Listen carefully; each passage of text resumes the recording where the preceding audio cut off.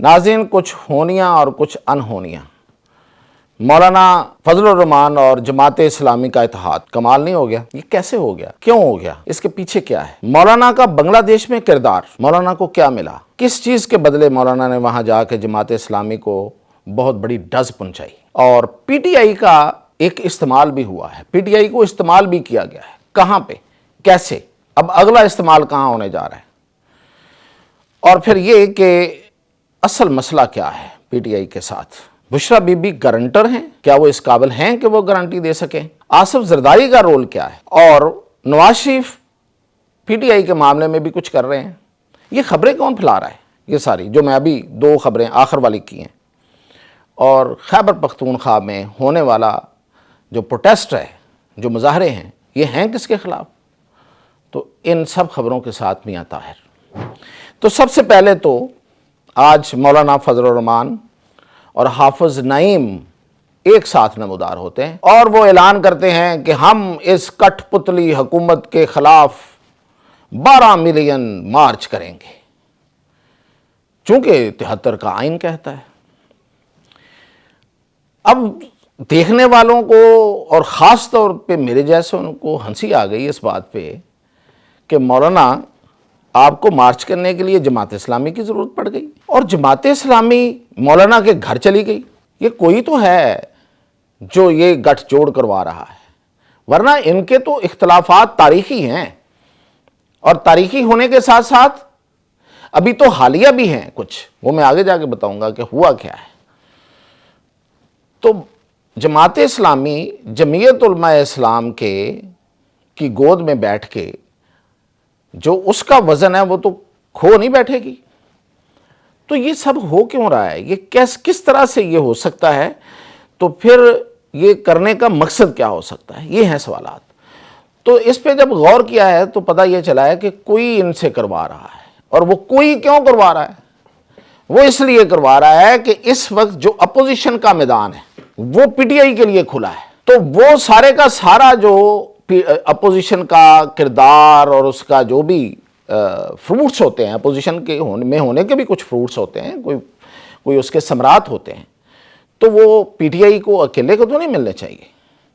تو اس لیے اب ان ثمرات کو تقسیم کیا جا رہا ہے، اور وہ تقسیم ہوں گے تو وہ تقسیم کرنے کے لیے مولانا کے گھر میں دوسرے مولانا یعنی کہ حافظ صاحب کو بھیجا گیا۔ آپ مل کے تحریک چلائیں، تحریک بھی چلائیں گے، نعرے بھی ماریں گے، لیکن اس لیے نہیں کہ کوئی تبدیلی آئے، اس لیے کہ اس حصے کو بانٹنا ہے جو اپوزیشن کا ہے۔ اب میں اس لحاظ سے بھی اس پہ کچھ حیران تھا کہ کیا حافظ نعیم کو نہیں پتا کہ مولانا فضل الرحمان نے جو دورہ بنگلہ دیش کیا ہے یہ کیوں کیا، کس کے کہنے پہ کیا، اور اس کا وصولی کیا ہوئی، اس کی وصولی کیا پائی؟ تو اگر نہیں پتا تو اس سے بھی بڑی حیرانی والی بات ہے، اور اگر پتا ہے تو یہ تجاہل عارفانہ ہے، یعنی کہ جانتے بوجھتے آپ ادھر جا رہے ہیں، تو اس کا مطلب یہ ہے کہ کہانی آپ کی ختم ہوئی ہے۔ کس کی؟ جماعت اسلامی کی۔ اور یہ حقیقت ہے، پاکستان میں اب یہ مذہبی سیاست جو ہے، اور وہ بھی خاص طور پہ مذہبی بنیادوں پہ، اس کی کوئی گنجائش مجھے نظر نہیں آ رہی آئندہ اگلے سینیریو میں۔ یعنی کہ مذہب کی بنا پہ سیاست نہیں ہو سکتی۔ آپ نے مذہب کرنا ہے تو مذہب آپ بنائیں جا کے، اس کی بنا پہ سیاست نہیں کر سکتے۔ تو یہ شاید بات جو ہے وہ اب حافظ نعیم صاحب کو سمجھ آ گئی ہے، اس لیے وہ اپنی بقا کی خاطر اتر گئے، ورنہ مولانا فضل الرحمان نے جتنی بڑی ڈاز پہنچائی ہے جماعت اسلامی بنگلہ دیش کو، وہاں جا کے انہوں نے جمعیت علماء اسلام اور جتنا یہ تبلیغی لوگ ہیں ان کو اکٹھا کر کے خالدہ ضیاء کی پارٹی کی گود میں بٹھا دیا۔ آج کے جو ریزلٹس ہیں یہ بیسیکلی اس میں مولانا فضل الرحمان کا بھی کردار ہے۔ آپ نے دیکھا ہوگا جب مولانا فضل الرحمان وہاں گئے تو کتنے بڑے جلسے ہوئے، کتنی عوام تھی ان کے پیچھے، اور وہ تھے تبلیغ والے، اور وہ تبلیغ والے جو ہیں وہ جمعیت علماء اسلام کی طرف ہوتے ہیں، ہمیشہ یہاں بھی ہیں۔ تو ان کو اس طرف اس کا ووٹ اس طرف کر دیا گیا، یعنی کہ جماعت اسلامی کو جو مذہبی ووٹ ملنا تھا وہ اس میں ہاف سلیش ختم بند ہو گیا، ختم ہو گیا، ادھر چلا گیا۔ تو جماعت اسلامی کا تو پھر پیور اپنا ووٹ رہ گیا نا جو انہوں نے حاصل کیا ہے، یعنی کہ جو جماعتیہ ہے اس نے ووٹ دیا ہے، جو مذہبی ہے جماعتیہ نہیں ہے اس نے ادھر ووٹ نہیں دیا زیادہ تر نے۔ تو اس کردار کے باوجود نعیم صاحب جو ہیں وہ ادھر جاتے ہیں، تو پھر یہ سروائیول فٹنس کا بھی معاملہ ہے اور کچھ نہیں ہے۔ اب اگلا بنا سوال یہ تھا کہ پی ٹی آئی کا بھی ایک استعمال ہوا ہے، ہاں ضرور ہوا ہے۔ اگر آپ غور کریں تو خیبر پختونخوا میں پی ٹی ایم اور پتہ نہیں کیا کیا چل رہا تھا، جو کہ بڑے خطرناک نعرے لگا رہے تھے اور خطرناک ان کا ایجنڈا تھا، اب وہ کہیں نظر آتے ہیں؟ وہ تحلیل سے نہیں ہو گئے۔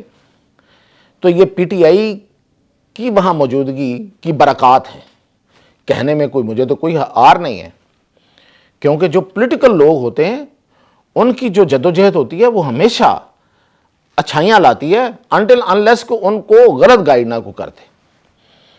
اور آپ نے ایک بات اور بھی غور کرنی ہے کہ یہ جو 8 فروری کی کال تھی یہ کہیں کامیاب نہیں ہوئی ماسوائے بلوچستان کے، تو اس کا مطلب یہ ہوا کہ اب پی ٹی آئی کا اگلا پڑاؤ بلوچستان ہے، تو پھر پی ٹی آئی وہاں پہ اپنی برکات دکھائے گی۔ پی ٹی آئی سے کوئی پرابلم نہیں ہے کسی کو بھی، مجھے تو ہے ہی نہیں، اوپر بھی نہیں ہے۔ پرابلم ایک شخص سے ہے، اب اس سے کیسے نمٹنا ہے اس کی گارنٹی دے رہی ہیں بشرا بی بی۔ سوچنے والی بات ہے، عمران خان کی گارنٹی اور وہ بھی بشرا بی بی، اور کہا یہ جا رہا ہے کہ آصف زرداری صاحب بھی اس میں کوئی کردار ادا کر رہے ہیں اور نواز شریف بھی کردار ادا کر رہے ہیں۔ اور یہ خبریں پہنچانے والا کون ہے؟ یہ آخری والی دو جو آصف زرداری اور نواز شریف کی، یہ ہے محمد علی دورانی۔ اور محمد علی دورانی کو جو بھی جانتے ہیں ان کو سب کو پتا ہے کہ یہ کہاں سے بات لے کے آتے ہیں، یعنی کہ جو بات ادھر ادھر کرنی ہوتی ہے یا جو پھیلانی ہوتی ہے لوگوں کو بتانی ہوتی ہے، وہ اس کے لیے محمد علی دورانی کو رکھا ہوا ہے۔ وہ بتاتے پھر رہے ہیں کہ آصف علی زرداری اور نواز شریف جو ہیں وہ ان کے مذاکرات کروا رہے ہیں، ان کا کوئی پیچ اپ کروا رہے ہیں۔ کیا خیال ہے اگر عمران خان کو ملک سے باہر بھیج دیا جائے؟ کوئی بھی سیاسی سوچ رکھنے والا اور جو عمران خان کو اچھی طرح سے سمجھتا ہے، ان کے ساتھ عشق اور پیار کی اینک اتار کے جو کچھ سمجھتا ہے، وہ بتائے کہ عمران خان کو باہر بھجوانا کتنی ہی عقل مندی کا کام ہے۔ تو میرا یہ خیال ہے کہ یہ کوئی پیچ اپ نہیں ہے۔ پی ٹی آئی کے ساتھ پیچ اپ ہو سکتا ہے، اس میں کردار ہو سکتا ہے، نواز شریف کا بھی ہو سکتا ہے، آصف علی زرداری کا بھی ہو سکتا ہے۔ تو یہ صورتحال اس وقت ہے ملک کے اندر سیاسی، یہ ہے جو کھچڑی پک رہی ہے۔ اس کھچڑی میں سے جو اچھا ہوگا، جس کو یہ سوٹ کرے گی، جس کا پیٹ خراب ہوگا، وہ کھچڑی سے اس کو فائدہ پہنچ جائے گا اور دوسروں کو قبض ہو جائے گی۔ کھچڑی کے دو ہی کام ہوتے ہیں۔